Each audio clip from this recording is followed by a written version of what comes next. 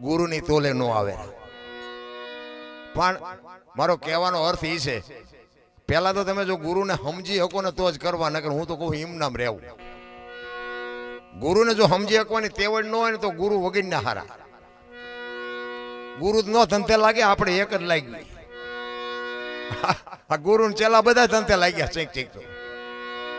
હા, આપણે હાલા જતા ને વાય હાથ કરે, એ ભગત ખડા રહે તેરા બેડા પાર કરી દઉં. તમે રોટલા આટું વંડિયું ઠેકો, શું અમારા બેડા પાર?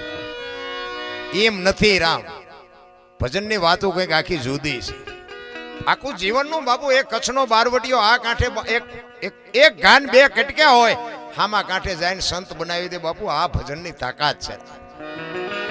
કોની પાસે આપણે? અરે ગુરુ શિષ્યના નાતાની તમને એક જ રામાયણનો પ્રસંગ કહું કે સબરી એક ભીલની દીકરી અને માતંગ ઋષિ જેના ગુરુ મહારાજ, હાવ પશુ જેવું જીવન, કોઈ વેદનું શાસ્ત્રનું પુરાણનું કોઈ જ્ઞાન નહીં. 8-10 વર્ષની દીકરી અને ગુરુ મહારાજ એમ કહે છે કે બેટા અહીં બેહી જા, વેલો મોડો રામ આવશે. અને એ બાપુ એક જ ગુરુ મહારાજનો શબ્દ પકડીને બાપુ સબરી બેહી ગઈ. હો ભાઈ, એ આંગણું વાળી છોડી સાફસૂફ રાખી અને રાહ જોઈને બે હમણાં રામ આવશે, હમણાં આવશે, હમણાં આવશે. હાંજ પડે એ કે આજનો આવ્યા કઈ નહીં કાલે આવશે. બીજે દી એનો ઈ પ્રોગ્રામ, હાંજ પડે કે આજનો આવ્યા કઈ નહીં કાલે આવશે. 70-80 વર્ષ બાપુ ગડથોલિયા ખાઈને વિયા ગયા, માથે ચાંદીના પતરા જેવા વાળ થઈ ગયા. હો. અને સબરી બાપુ એની અંદરની બાપુ વેદના વધવા માંડીને વિચાર કરે છે કે હવે મારું શરીર વ્રત થઈ ગયું, મને પૂરું દેખાતું નથી, મને સંભળાતું નથી. રામ ક્યારે આવશે? રામ નહીં આવે, એ નહીં આવે એમ કે ને તા બાપુ અંદરથી અવાજ આવે, મારો ગુરુ બોલ્યો એ કોઈ દી જિંદગીમાં ખોટું ન પડે, આનું નામ ભજન રામ. તમારી છે ખુદી, જો તમારી સુરતા ટકી રહે તો જ ગુરુ શિષ્યને તમને સમજાય, બાકી સમજાય બમજાય નહીં. કોઈ જ્ઞાન નહોતું બાપુ, જાનવર જેવું જેનું જીવન હતું, પણ અંદરથી બાપુ અવાજ આવે મારો ગુરુ બોલ્યો એ કોઈ દી ખોટું ન પડે. પણ હું ગુરુ મહારાજને પૂછવાનું ભૂલી ગઈ કે રામ કયા રસ્તેથી આવશે, રામ કેવા કપડાં પહેર્યા હશે, ક્યાં હશે, ક્યારે આવશે. અને કુદરતને વાત રાખવીને બાપુ રામ લક્ષ્મણજી જ્યારે સીતાજીની શોધ કરવા માટે નીકળ્યા અને સબરીનો મલક આવ્યો ને, પ્રકૃતિ રામનું ભજન કરતી હતી. હો, ઝાડવાના પાંદડામાંથી અવાજ આવતો હતો, રામ રામ રામ. શું બાપુ સબરીએ ભજન કર્યું છે. અને મહાપુરુષો એવું કહે છે કે એક જગ્યાએ 2 અને 3.5 કરોડ નામના જાપ કરો ને એટલે ધરતીમાંથી અવાજ આવે, દિવાલમાંથી અવાજ આવે. 3.5 કરોડ નામના અખતરો કરવાની સૂચ. 3.5 કરોડ નામના જાપ થાય એટલે દિવાલમાંથી બાપા પ્રકૃતિનું વાતાવરણ બદલી જાય. હવે એને 80 વર્ષ સુધી નામ લીધા બાપુ, કેટલા લીધા છે. ફૂકા પાંદડામાંથી રામના નામના અવાજ આવે, લીલા પાંદડામાંથી આવે, ડાળીઓમાંથી આવે. લક્ષ્મણજી રામજીને પૂછે છે, મોટા ભાઈ આ કયો મલક આવ્યો? આ તો તમારું પ્રકૃતિ ભજન કરે છે. ત્યારે રામજી કહે છે કે જો હામી ઝૂંપડી રહી ને એમાં એક ભીલની દીકરી મારા નામના જાપ કરે છે. ત્યાં જઈને જોતો હોય કે શું કરે છે. અને લક્ષ્મણજી અહીંયા ગયા ને, શેષ નાગનો અવતાર બાપુ, પરશુરામને પરસેવો વાળી દે.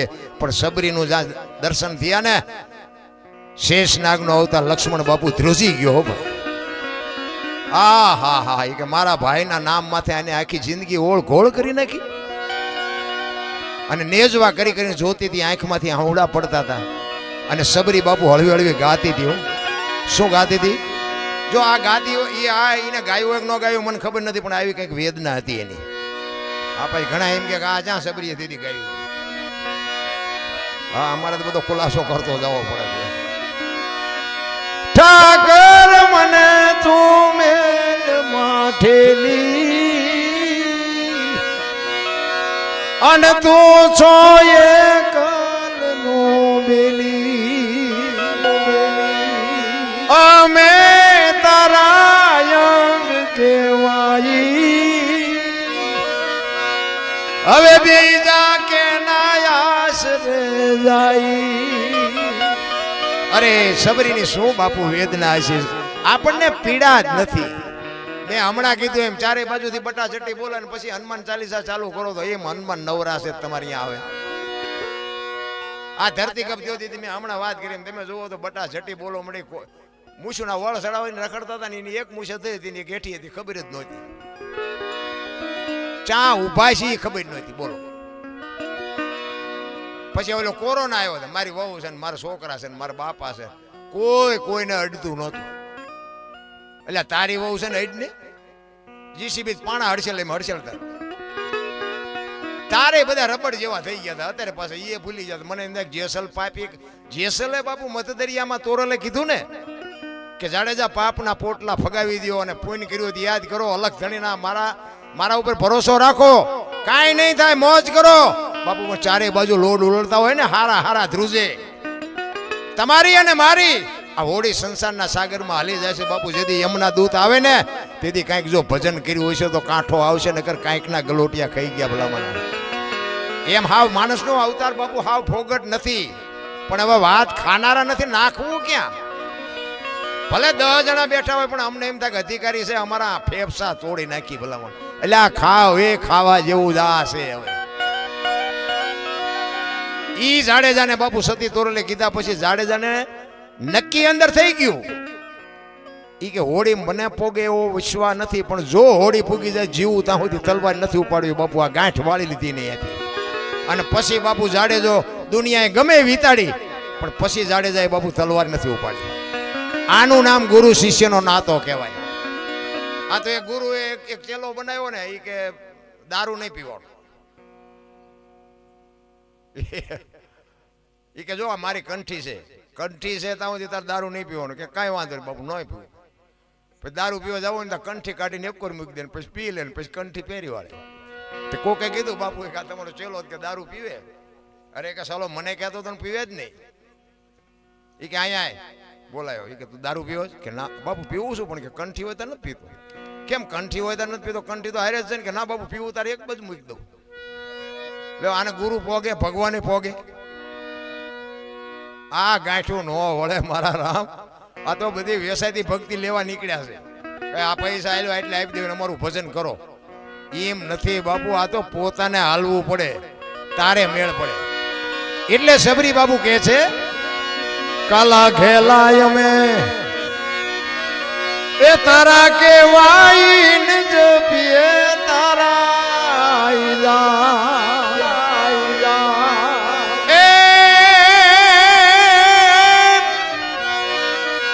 તારી હારે મારે જૂનો નાતો આપણે બધાને છે, પણ આપણે ભૂલી ગયા. આટલા વાગ્યા ના તમે બેઠા છો, હું કામ? એ નાતો છે એટલે બેઠા છો. કે હું એટલો બધો રૂપાળો છું તમે મને જોવા નથી બેઠા? કે એ નાતો બેહારી રાખે છે, પણ આ મગજના બારણા બંધ થઈ ગયા છે ને. નાતો ચિયો છે એ ખબર જ નથી. તારી હારે મારે જૂનો નાતો એ હવે બીજે ક્યાં જાવું? બાપ ઠાકર મને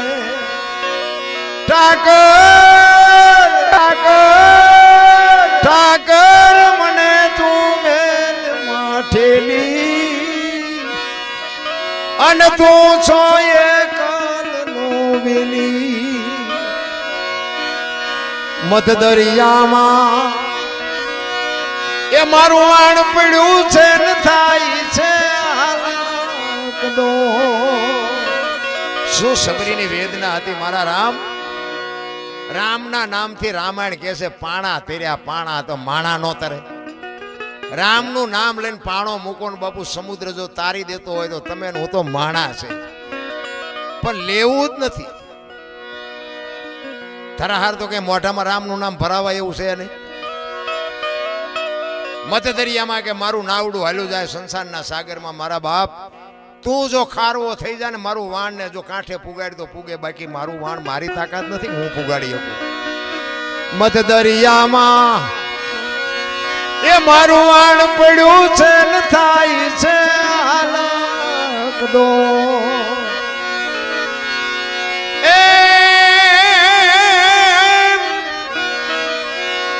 અમારા વાણનો ખારવો બની તું એ ઉતારજે ભવ પાર ઠાકર. એ ઠાકર મને મેલ માઠેલી તું છો એ કાલનો વેલી. ચોથા આંસુએ બાપુ સબરી રોતી હતી અને શેષ નાગનો અવતાર લક્ષ્મણ પડખે ઉભો ઉભો ધ્રુજતો હતો. અને બાપુ ભક્તિનું બીજું રૂપ છે ને અગ્નિ છે. સાચી ભક્તિ તમને દેખાય ને તમારી દેહની દશા મટી જાય. અને દેહની દશા ન મટે ત્યાં સુધી તમને બાપુ સમજાય નહીં ભજન શું છે. આપણી ગતગંગા છે ને જેસલ તોરલ રૂપાદે માલદે કતીબસા હુરમભાઈ લાખો લોયણ જતો ભગત ખીમડીઓ કોટવા ડાલીભાઈ રામદેવજી હાલો હુરો વણવીર ઢોંગો નીરલ કુંભો આ બધા ગોતના ગોઠી હતા. એમાં હિન્દુ હતા, મુસલમાન હતા, અમીર હતા, ગરીબ હતા, સ્ત્રી હતી, પુરુષ હતા, બધા હતા. પણ ખોળિયા જુદા જીવ એક થઈ જાય તો મળદા તો અત્યારે બેઠા થાય. ઈ આપણી ગતગંગાનો આ સનાતન ધર્મ છે. પણ એવા બાપુ વાડા કરી કરીને હાંડિયા લીંડા જેવું કરી નાખ્યું બધું. બે લીંડા આમ પીડ્યા હોય, બે આમ પીડ્યા હોય. અમારો ધર્મ મોટો, અમારો શું આ દુકાન છે? આ ધર્મની દુકાનું છે. ફલાણા અમારા ફલાણા ધર્મ ને પૂંછડા ધર્મ ને ઢોકળા ધર્મ કરો મરો. અરે કોકને હારા માર્ગે સડાવો, ન સડાવો તો કઈ નહીં, પણ ઘરે તો શાંતિ બેવ, બીજા ઊંધા માર્ગે શું કામ સડાવો છે?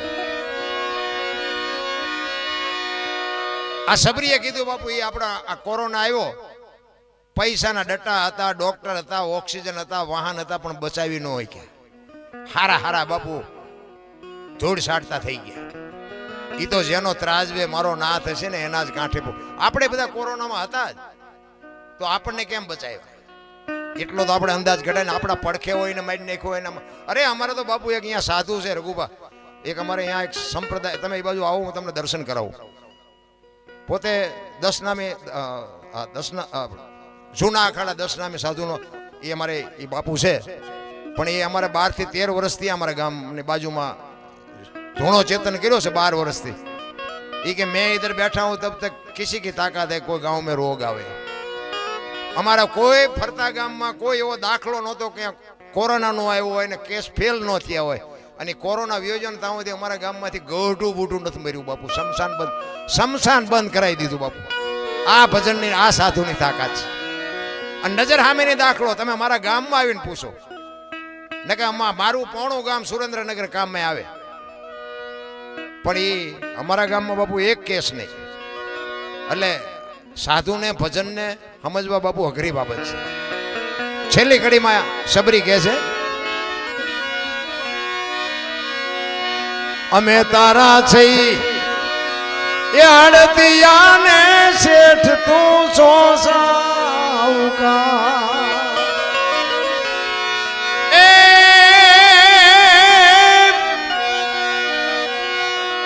તારું લેણું છે ત્યાં લગી,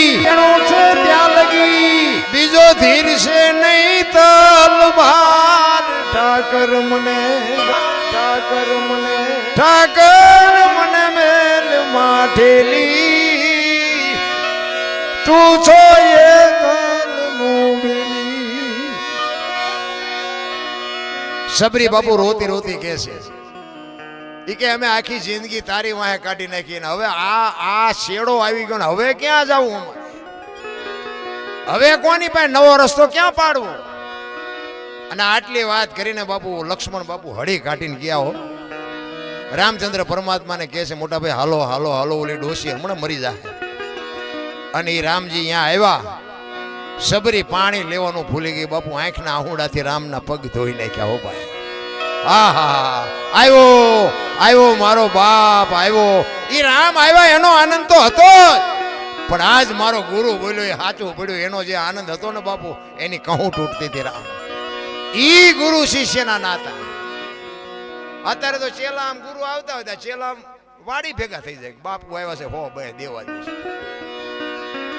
બાપુ બહુ પરિવર્તન છે બહુ. આ તો કહેવાય કે અમારે છે ગુરુ, બાકી કોઈ મતલબ નથી. નારાયણ ગુરુ એમ કે ખાલી કૂવો છે આમાં ધૂપકો મારી દો એટલે મારી દેવાય, એમાં આપણું ભલું હોય તો કે ટાંટિયા ભલે ભાંગી જાય. હું તો એમ કહું છું ગુરુ એમ કે આ કરાય એટલે કરી નાખે. હા, ગુરુને સમજવા બહુ અઘરી વાત છે, કારણ કે ગુરુના કોઈ ખીચામાં મુક્તિની પોટલી નથી. તમને આપી દે તમને મુક્તિ મળી જાય. મેં હમણાં કીધું તેમ સૂરજ ઉગે અંજવાળું થાય, આંખું તમે ન ઉગાડો તો ગુરુ શું કરે? હા, એ આંખ તો તમે ઉગાડો તો તમને પ્રકાશ દેખાય. વસ્તુ એવી છે. એટલા માટે હવે વાણીને વિરામ આપું અને બધા શાંતિથી સાંભળો. બધાનો આભાર.